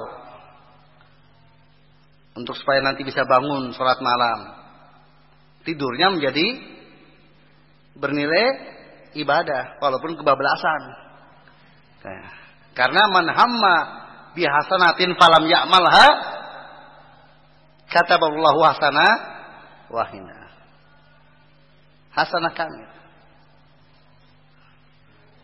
Jadi barang siapa yang punya tekad dengan kebaikan tapi dia tidak mengamalkannya, ditulis baginya satu kebaikan. Jadi sudah berusaha, sudah pasang alarm sudah gitu. Cuma ya nggak kedengar juga alarmnya gitu. Dan ketika dengar langsung lupa maksudnya dia pasang alarm itu mau sholat tahajud, tapi ya karena ternyata kantuknya masih seperti. Jadi bukan sengaja. Bahwasanya dia tidak akan sholat, tidak. Jadi duhul dari dirinya. Demikian juga makannya. Kemudian mengajak berbicara, diamnya. Mengapa enggak berbicara? Jadi kalau itu semuanya adalah dalam bingkai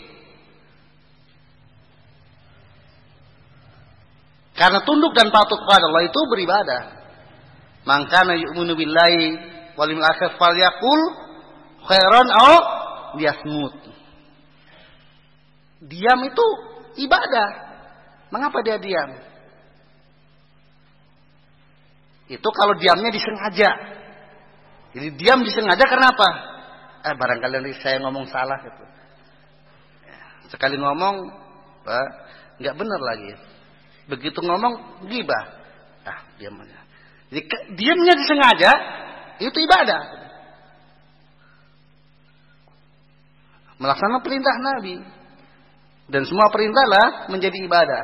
Kalau itu adalah dalam bingkai tunduk dan patuh kepada Allah Subhanahu wa taala. Sehingga dengan demikian ikhwafidin rahimani wa rahmatullah, maka orang yang soleh itu man aqama huququllah wa huququl ibad.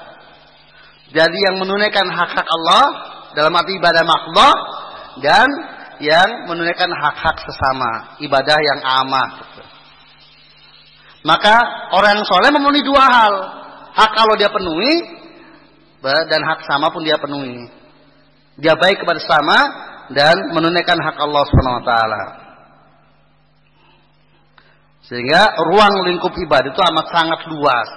Maka apa yang beliau sampaikan di sini itu hanya sebagian kecil dari contoh-contoh ibadah atau pokok-pokoknya. Yang barang siapa memahami ini, maka dia akan memahami tafsilannya. Nanti yang satuan-satuannya itu dia sudah paham kalau dia sudah paham pokok-pokoknya.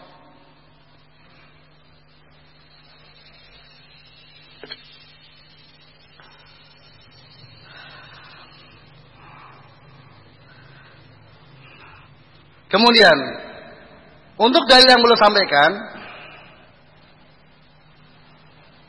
dan yaitu pada dalil tentang wajibnya untuk beribadah hanya kepada Allah saja, wa anal masajidillah fala tad'u ma'allahi ahada, ini sudah saya sampaikan pada pertemuan kemarin. Maka saya fokuskan sekarang pada perkataan beliau, faman sarafa minna sayani ghairil fa huwa musyrikun kafir.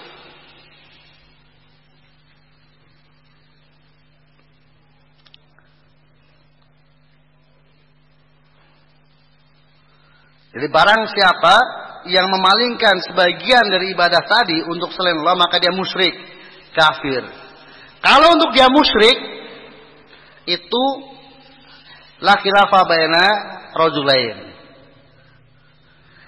Kalau seseorang beribadah kepada Allah itu namanya musyrik, itu nggak ada perbedaan. Kalau dia paham apa yang dinamakan musyrik. Jadi nggak akan ada pertanyaan mengapa disebut musyrik. Karena ibadah itu hak Allah semata, maka ketika ditujukan kepada yang lainnya, namanya mempersekutukan Allah.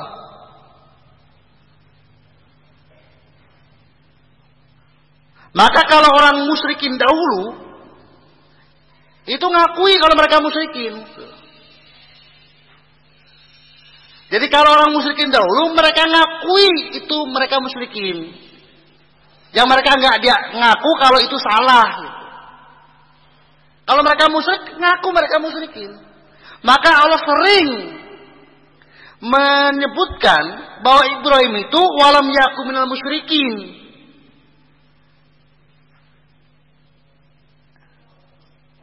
Di antaranya itu, dan bukan sebab pokoknya, karena orang-orang musyrikin itu mengklaim bahwasanya mereka adalah penganut Ibrahim, penganut agama Ibrahim. Kalau memang mereka penganut agama Ibrahim, mengapa mereka syirik padahal Ibrahim tidak syirik? Wa makana minal musyrikin. Ibrahim itu bukan musyrik. Ibrahim tidak bagian dari kaum musyrikin. Sementara mereka musyrikin, berarti dusta. Mereka itu nggak benar sebagai penganut Ibrahim. Karena Ibrahim tidak musyrik, mereka musyrik.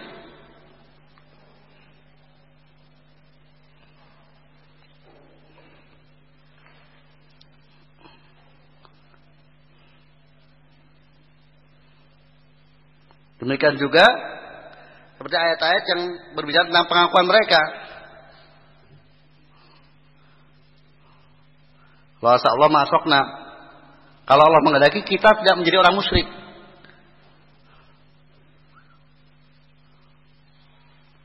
Jadi kalau menghendaki kita tidak menjadi orang musyrik.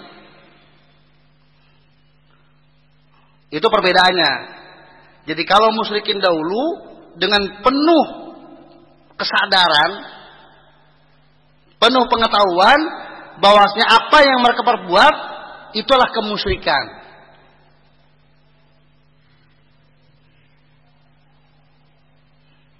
Karena mereka tahu hakikat syirik itu apa. Hanya saja mereka tidak menerima kalau syirik itu adalah batil. Syirik itu salah. Syirik itu kedoliman yang sangat besar. Itu yang mereka nggak terima. Karena buktinya nenek moyang mereka dulu juga musyrik.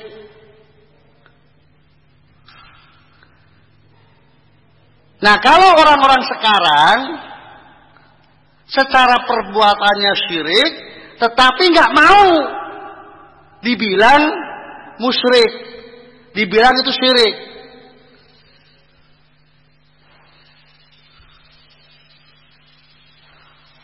Maka kata Syekh Muhammad bin Abdul Wahab, fala khairu fi rajulin juhalul kuffar a'lam minhu bila ilallah. Maksudnya nggak ada kebaikan pada seorang yang orang kafir jahil itu lebih tahu daripada dia tentang la ilaha illallah.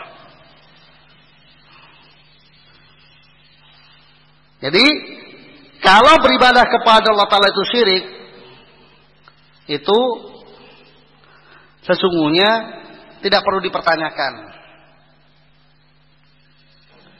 Dan Allah juga berfirman,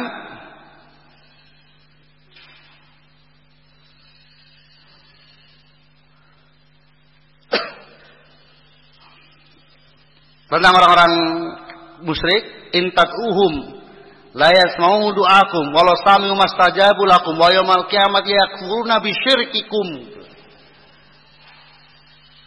Ini memberitahukan kepada orang-orang kafir, orang-orang musyrikin yang merasa bahwasanya peribadatan mereka, doa mereka kepada selain itu bermanfaat. Allah katakan in tad'uhum la yasma'u du'akum. Jika kalian nyuruh mereka sesembahan kalian itu, mereka enggak mendengar.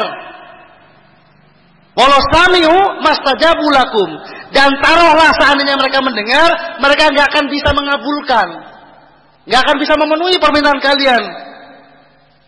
Wa yaumal qiyamati, dan kelak pada hari kiamat, yakfuruna bisyirkikum. Mereka itu akan mengingkari, akan menyalahkan dengan perbuatan syirik kalian. Nah, orang-orang musyrikin nggak protes kalau perbuatan mereka dikatakan syirik. Yang protesnya kalau dianggap nggak bermanfaat. Itu yang dianggap agama aneh oleh mereka. Kalau mereka dikatakan syirik nggak protes karena memang mereka musyrik. Talbiyahnya juga kan, Allahumma labaik la syarika lak illa syarikan huwalak illa syarikan huwalak. Tidak ada sekutu bagimu kecuali yang memang itu sekutu milikmu gitu. Asalnya engkau enggak punya sekutu kecuali yang itu dikecualikan sebagai sekutu bagimu kan. Itu talbiyahnya orang musyrik. Kalau ibadah haji, illa syarikan huwalaka. Kecuali sekutu yang itu milikmu.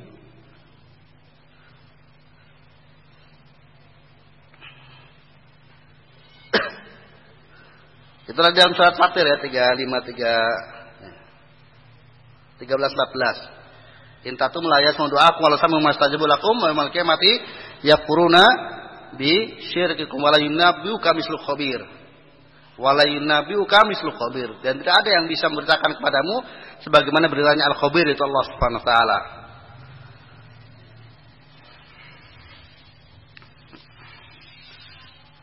Nah, yang mahalul khilaf, letak perbedaan, perselisihan antara para anbiya dengan kaum musyrikin dahulu adalah status kafirnya orang musyrik.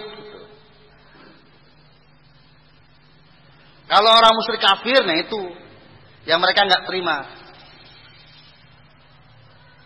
Sebagaimana juga orang-orang musyrikin sekarang nggak terima.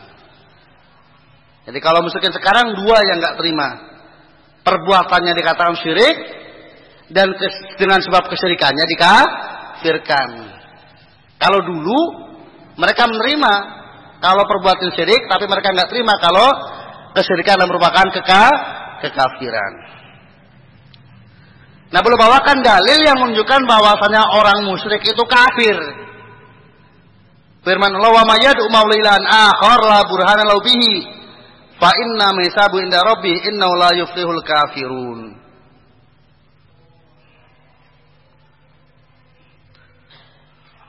Barang siapa yang menyeru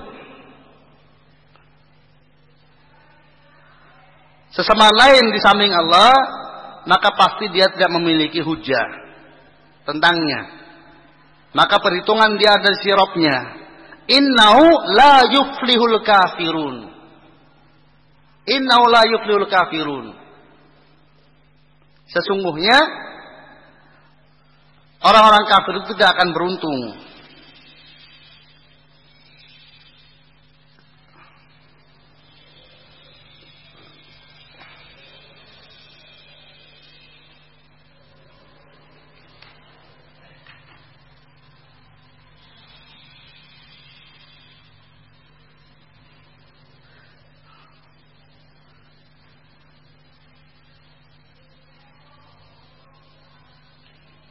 Ikhwafin rahimani warahmatullah. Di awal Allah berfirman wa man yad'u ma'allah.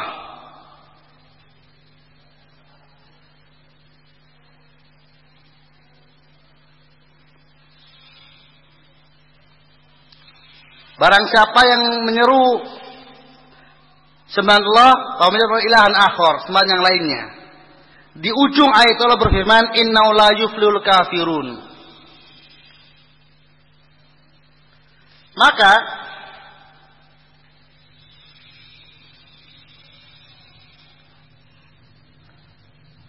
Allah di sini tidak menyebutkan innahu la yuflihu man yad'u ma'allahi ilan akhar. Kan kalau kondisi mungkin sesuai dengan redaksi yang ada, wa may yad'u ma'allahi ilan akhar la burhan lahu bihi fa innahu yasabu inda rabbi innahu la yuflihu,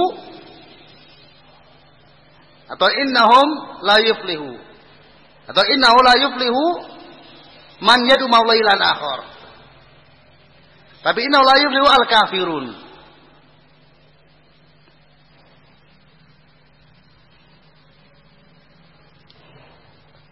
Maka ini memberikan faedah satu sisi bahwa yang disebutkan wa may yad'u ma'allahi ilan akhar itu adalah bagian dari orang-orang kafir. Jadi ini vonis bagi mereka.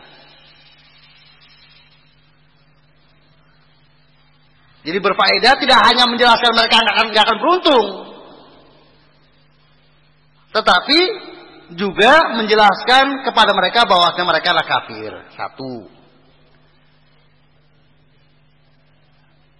Yang kedua, menjelaskan sebab ketidakberuntungannya karena kekafirannya itu.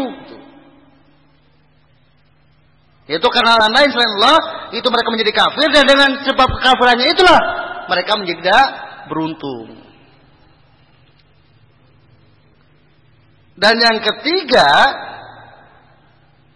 ini menjadi mencakup siapa saja. Selain mereka juga, kalau dia kafir dia akan beruntung. Apakah kekafirannya dengan sebab seperti mereka, yaitu karena beribadah kepada Allah, kepada sembahan selain Allah, atau dengan sebab yang lainnya yang namanya orang kafir dia beruntung. Nah, makna seperti itu tidak akan kita dapati kalau seandainya Allah berfirmannya itu dengan innahu la yuflihu man yad'u maulidan akhar.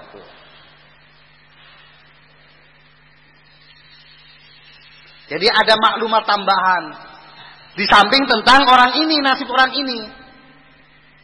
Ada maklumat tambahan, yaitu nasib orang-orang yang lainnya yang kafir. Dari satu sisi tentang ini sudah kita dapatkan nasibnya, sudah bahwasanya dia kafir dan tidak akan beruntung, sudah kita dapatkan.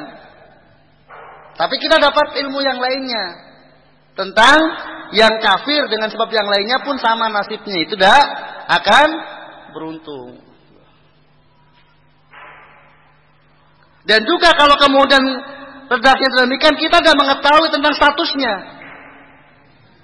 tidak keberuntungannya. Karena apa? Yang menjadi permasalahan pokoknya. Kalau innahu la yuflihu wa may yad'u ma'allahi ilan akhar, kita hanya mengetahui tentang nasibnya, dia tidak beruntung. Tapi statusnya apa? Enggak dapat. Tapi dengan innahu la yuflihul kafirun, maka sebagaimana nanti kita akan dapatkan ketika kita berbicara tentang contoh ibadah yang pertama, itu tentang ad-doa.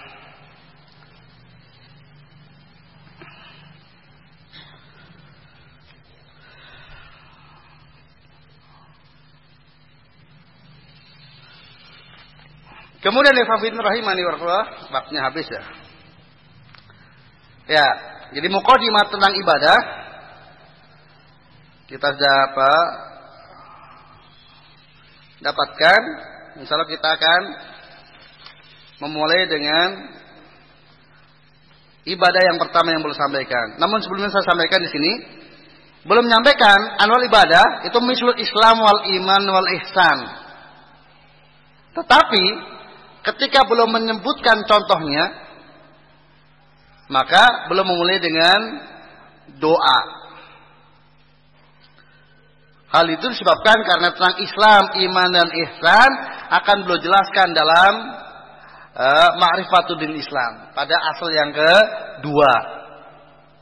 Jadi akan ditunda penjelasannya. Maka belum mulai dari doa.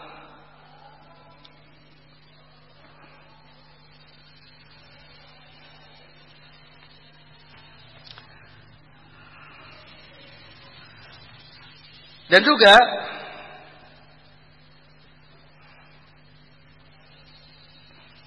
mungkin dua hal ini penting saya sampaikan sebelum kita tutup.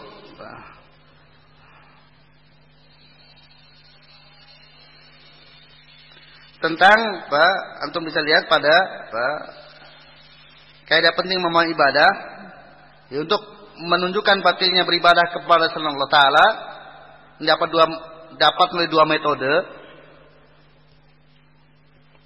Secara umum itu asal kita tahu itu ibadah, berarti sudah kita tahu bahwa itu tidak boleh ditujukan kecuali hanya kepada Allah saja, dan ditujukan kepada selain Allah berarti syirik. Walaupun kita nggak tahu, nggak ada dalil khusus kalau itu tidak boleh ditujukan kepada selain Allah. Itu namanya dengan metode umum.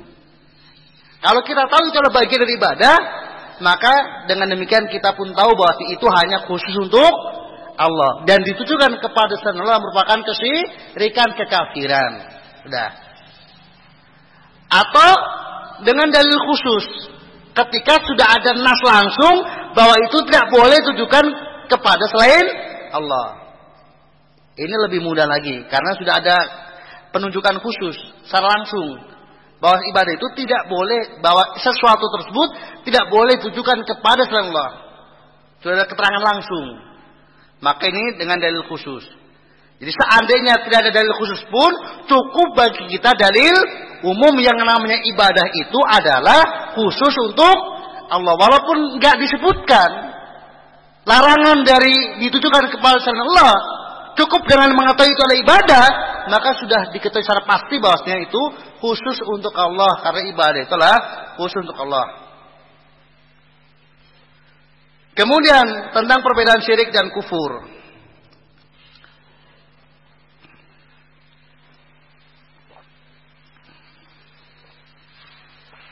Ikhwafin rahimani wa rahmatullah, bahwa syirik dan kufur itu terkadang keduanya adalah maksudnya satu, yaitu untuk siapa saja yang tidak beriman kepada Allah, maka dia musyrikun kafir. Jadi pengistilahan untuk sesuatu yang itu merupakan hilangnya keimanan kepada Allah Ta'ala. Maka segala sesuatu yang menyebabkan hilangnya keimanan kepada Allah disebut syirik dan juga disebut kafir. Tetapi terkadang istilah tersebut itu berbeda, di mana syirik itu khusus untuk peribadatan kepada selain Allah, di samping kepada Allah. Adapun kufur itu lebih umum. Kufur lebih umum.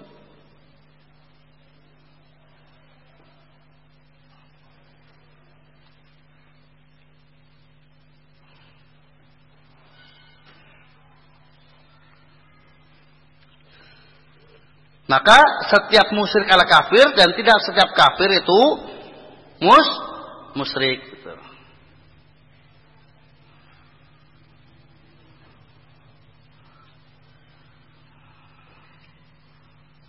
Maka orang yang mencela Rasulullah Sallallahu Alaihi Wasallam dari orang munafikin tidak disebut orang musyrikin. Jadi mereka adalah orang-orang kafir, tapi bukan orang-orang musyrik. Ketika kekafirannya bukan karena beribadah kepada selain Allah, tetapi karena perkataannya yang berkonsekuensi menghilangkan keimanan kepada Allah, yaitu mencela Rasulullah Sallallahu Alaihi Wasallam atau membenci Rasulullah Sallallahu Alaihi Wasallam.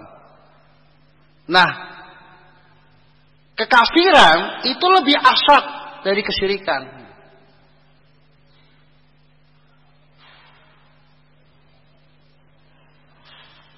Karena sesungguhnya orang musyrik itu adalah kesalahannya ya pada si syiriknya tadi. Jadi sesungguhnya jadi orang musyrik itu kekafirannya lebih ringan dibandingkan kekafiran yang lainnya. Nah, kalau kemudian dengan sebab syiriknya kafir, apalagi dengan sebab yang lainnya.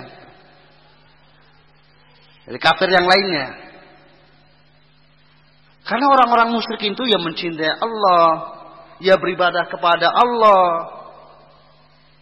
dan juga berbuat kebaikan, banyak sekali kebaikan.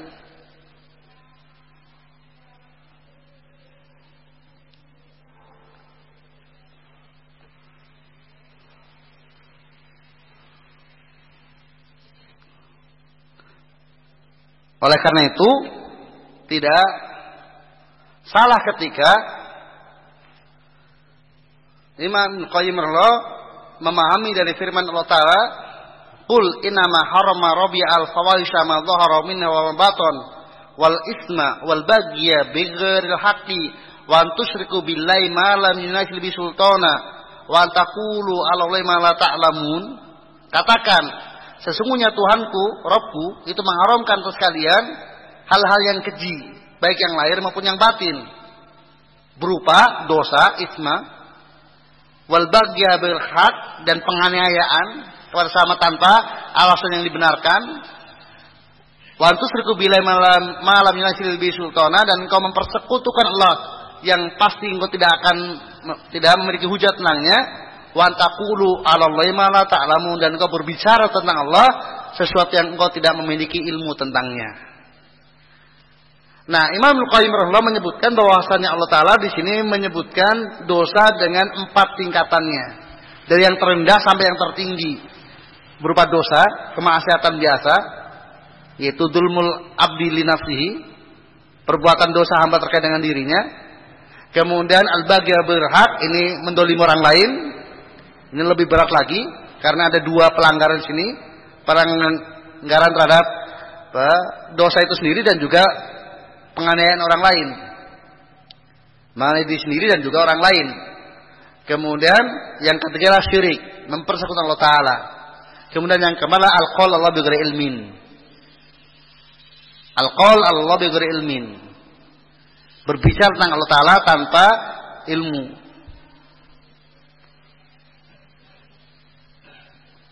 Nah, al-qaul Allah bi ghairi ilmin ini lebih besar dari syirik dosanya secara jenisnya. Mengapa? Karena dia aslu kuli dan bin.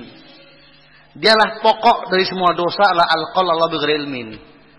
Dan kalau dicermati, syirik itu sendirilah bagian dari al-qaul Allah bi ghairi ilmin. Karena orang musyrikin mengatakan bahwasanya Allah itu layak untuk disejajarkan dengan yang lainnya. Ini kan keyakinan dia tentang Allah yang tidak dibangun di atas ilmu. Bahasanya kalau kemudian beribadah kepada Allah itu Allah pun ridho. Ini kan al-qaul Allah bi ghairi ilmin. Nah, al-qaul Allah bi ghairi ilmin tidak hanya syirik, tapi banyak lainnya, termasuk dalam asma dan sifat Allah Ta'ala, dalam syariatnya, dalam halal dan haram dan lain sebagainya. Maka kalau kemudian seseorang punya pokok satu ini, yaitu dia berani al-qaul Allah bi ghairi ilmin, maka syirik pun juga gak masalah. Karena pokoknya sudah ada pada dia. Maka untuk cabangnya ya relatif lebih gampang. Tetapi tidak setiap orang musyrik itu berani untuk al-qaul Allah bi ghairi ilmin, selain dari yang terkait dengan syirik. Belum tentu.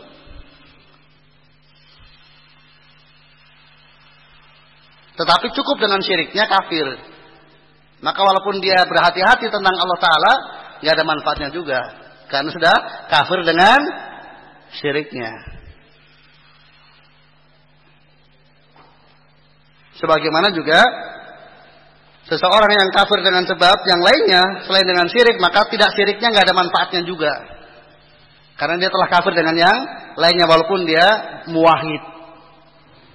Walaupun dia bertauhid ditinjau dari sisi dia hanya beribadah kepada Allah Ta'ala, tidak kepada yang lainnya. Tapi dia kafir dengan sebab yang lainnya, maka nggak ada manfaatnya juga tauhidnya.